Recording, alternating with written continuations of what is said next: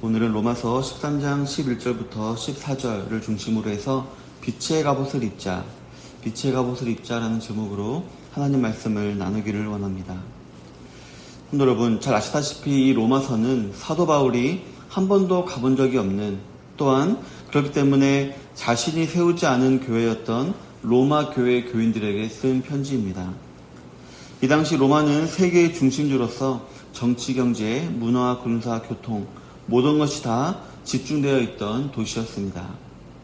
우리 인간에게는 빠르고 새로운 것을 좋아하는 특성이 있는데 이 로마는 그 모든 것을 다 충족시켜주는 정말 탁월한 도시였던 것이었습니다. 그러나 이에 따른 부작용도 없진 않았습니다.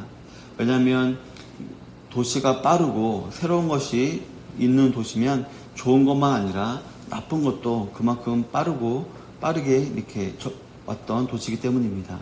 그래서 영적으로 보았을 때 이방 종교와 세속적인 종교의 유입도 빠르고 종교적인 다원주의, 또 향락주의 또한 가장 빨리 만연한 곳이 바로 로마였습니다. 이러한 시대를 살고 있고 이러한 지역에서 살고 있던 로마의 그리스도인들에게 사도 바울은 오늘 본문에서처럼 너희는 이 시대를 본받지 말아라. 어둠을 벗어버려라. 빛의 갑옷을 입어서 이 세상에서 승리할 수 있는 하나님의 사람이 되어라 라고 말을 하였던 것이었습니다. 그런데 알다시피 오늘 저와 여러분들이 살고 있는 이 시대는 로마의 시대보다도 더 타락한 시대가 되었습니다. 로마 시대와는 비교도 안 될 정도로 빠른 인터넷으로 말미암아 선한 것들보다는 악한 것들이 더 빨리 퍼지는 그런 시대가 된 것입니다.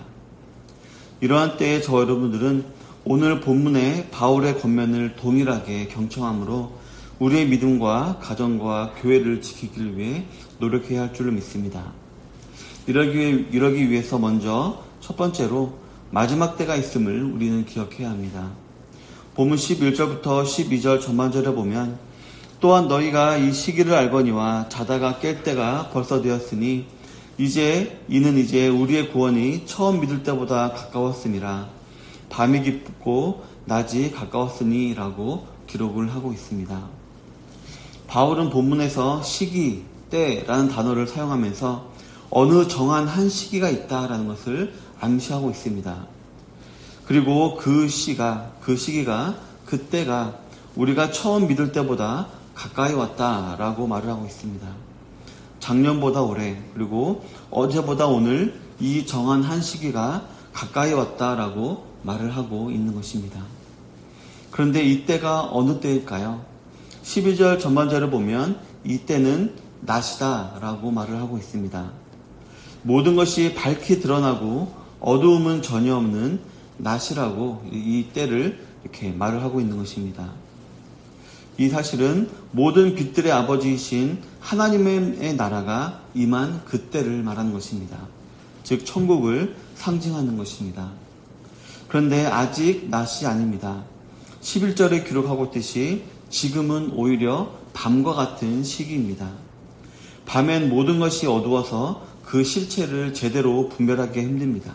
그리고 사람들로 하여금 공포를 불러일으키는 그런 시기가 바로 밤인 것입니다. 그런데 오늘 12절 본문에서는 그 밤이 깊었다라고 말을 하고 있습니다. 이는 이 세상의 악함과 죄가 관영한 상태, 그리고 소망이 없는 절망적인 상태이다라고 말하는 것입니다. 이런 상황 속에서 사람들은 죄를 죄로 생각하지 않습니다. 그저 현재의 쾌락과 욕심을 따라 살아가는 것입니다. 성도 여러분, 하지만 이 마지막 때는 심판의 때이기도 하지만 동시에 구원의 때가 될 수도 있습니다. 어떻게 살아가느냐에 따라 전혀 다른 결과를 맞이하게 되는 것입니다. 어둠 가운데 거한 삶에는 심판이 임하게 되고 빛 가운데 거한 삶에는 구원이 임하게 되는 것입니다. 제가 방금 말씀드린 사실은 우리 성도님들이라고 한다면 누구나 다 알고 있는 그런 기본적인 사실입니다. 하지만 차이가 있다면 어느 누구는 이 사실을 항상 생각하면서 두렵고 떨림으로 자신의 구원을 이루어가지만 어느 누구는 이러한 사실을 알고는 있지만 까맣게 잊고서는 마치 세상 사람들처럼 현세 제일주의자로 이렇게 살아가고 있는 것입니다. 그래서 세상에서 유행하는 말이 있죠. 인생 뭐 있나? 어차피 한번 사는 인생 즐기자라는 이런 말에 담긴 사상을 가지고 살아가는 자들도 있는 것입니다. 성도 여러분, 어떤 사람이 전쟁을 할 때에는 상대의 전력과 자신의 전력을 가늠하여 결과를 예측해서 전쟁을 하거나 아니면은 화평을 이렇게 요구하거나 할 것입니다. 또 어떤 사람이 건축을 할 때에도 그 재료의 양이나 예산을 잘 계산해서 건축을 진행할 것입니다. 이렇듯 우리가 앞으로 살아갈 인생을 계획할 때에 그것도 오늘과 같이 마치 새로 시작하는 것과 같은 기분이 드는 이 시간에 우리가 마지막을 염두에 두고 계획을 하는 것은 참으로 지혜로운 행위가 됩니다. 하루하루를 살아갈 때 그저 세상의 흐름에 따라 자기를 맡겨두고 살아가는 것이 아니라 마지막 때를 염두에 두고 적극적으로 구원을 향해 달려가는 삶을 우리는 살아갈 수 있어야 하는 것입니다. 즉 성도는 종말론적이고도 순교자적인 삶의 태도를 가지고 살아가는 것이 유익한 것입니다. 우리 기독교 신앙은 알파와 오메가의 신앙, 즉 처음과 끝이 있는 신앙입니다. 저 여러분들은 그리스도인들로서 시대를 분별하고 마지막 때를 분별하는 삶을 살아가야 하는 것입니다. 근데 오늘 본문에 보면 이제 자다가 깰 때가 되었다라고 했습니다. 마지막 때가 있음을 기억하심으로 빛의 갑옷을 취하시는 모든 성도님들이 되시기를 바라겠습니다. 두 번째로 우리의 믿음과 가정과 교회를 지키기 위해서는 어둠의 일을 벗어버려야 한다라고 말하고 있습니다. 본문 12절 중반절에 보면 우리가 어둠의 일을 벗고 라고 했습니다. 그리고 13절에 보면 이 어둠의 일이 무엇인지 기록을 하고 있습니다. 방탕하거나 술 취하거나 음란하거나 호색하거나 다투거나 시기하는 것이 바로 어둠의 일이다 라고 말을 하고 있는 것입니다. 오늘 이 13절에서 말하고 있는 것들에 대해서 제가 굳이 부연 설명은 하지 않겠습니다. 이 단어만 보더라도 어떤 내용인지 다 직관적으로 알 수 있는 것입니다. 하지만 우리가 이 사실 가운데 이 13절 읽으면서 우리가 부정할 수 없는 사실이 있다면 바울이 거하던 시대에도 교회 안에서 이러한 일들이 벌어지고 있었다라는 사실이고 또한 지금 현대를 살아가는 저와 여러분들의 교회에도 이런 일들이 벌어지고 있을지도 모른다는 것입니다. 또한 다른 많은 교회들 가운데서도 이런 일들이 벌어지고 있는 것이 있는지도 모른다는 것입니다. 하지만 이 본문에 기록된 이 사실이 더 심각한 사실은 이 당시 로마 교회는 복음이 전파되지 얼마 되지 않은 정말 한창 뜨거울 시기인데도 불구하고 이러한 범죄가 교회 안에서 버젓이 행해지고 있었다라는 것입니다.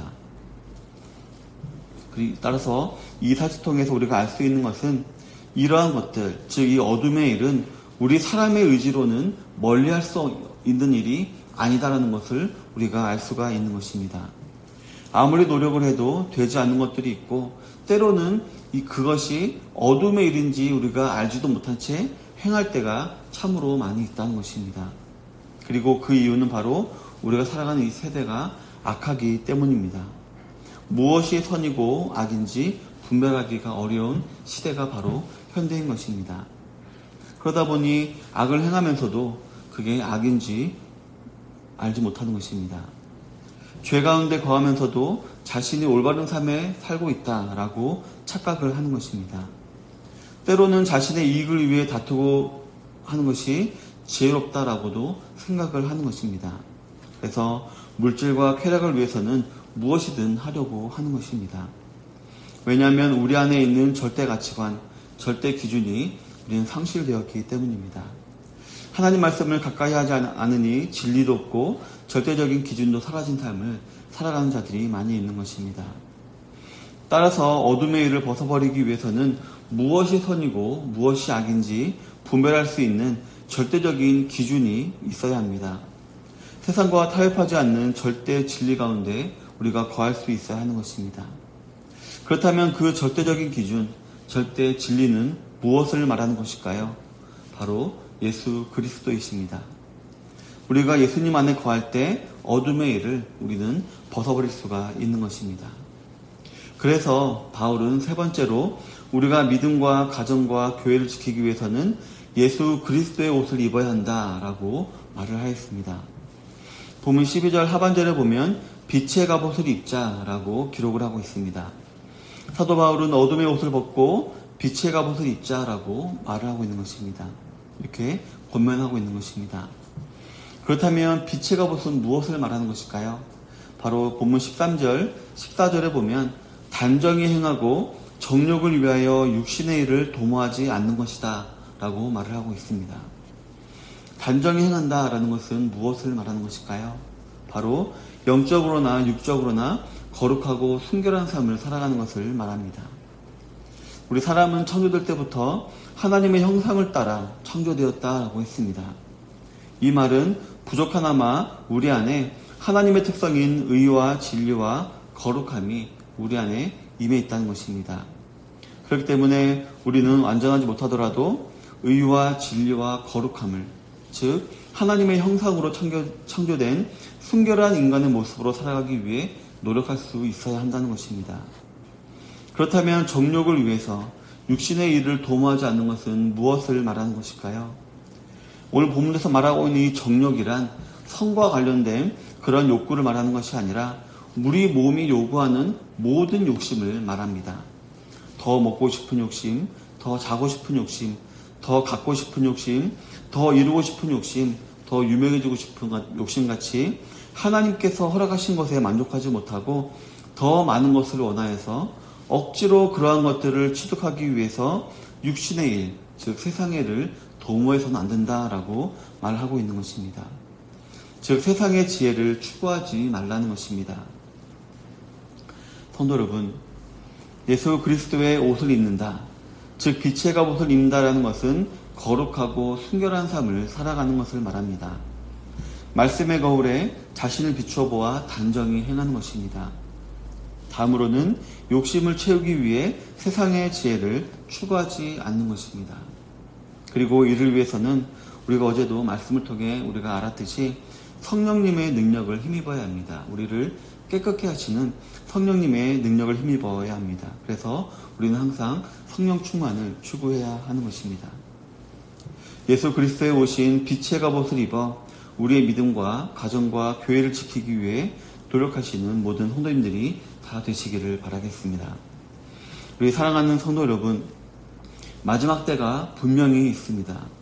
정결케 하시는 성령의 도우심으로 모든 어둠의 일을 벗어버리고 빛의 갑옷, 즉 예수 그리스도의 옷을 입고 구원받은 자의 삶, 그래서 일상의 거룩함을 통하여서 하나님을 증거하며 구원의 완성을 향하여 나아가시는 모든 성도님들이 되시기를 주님의 이름으로 축원합니다. 아멘.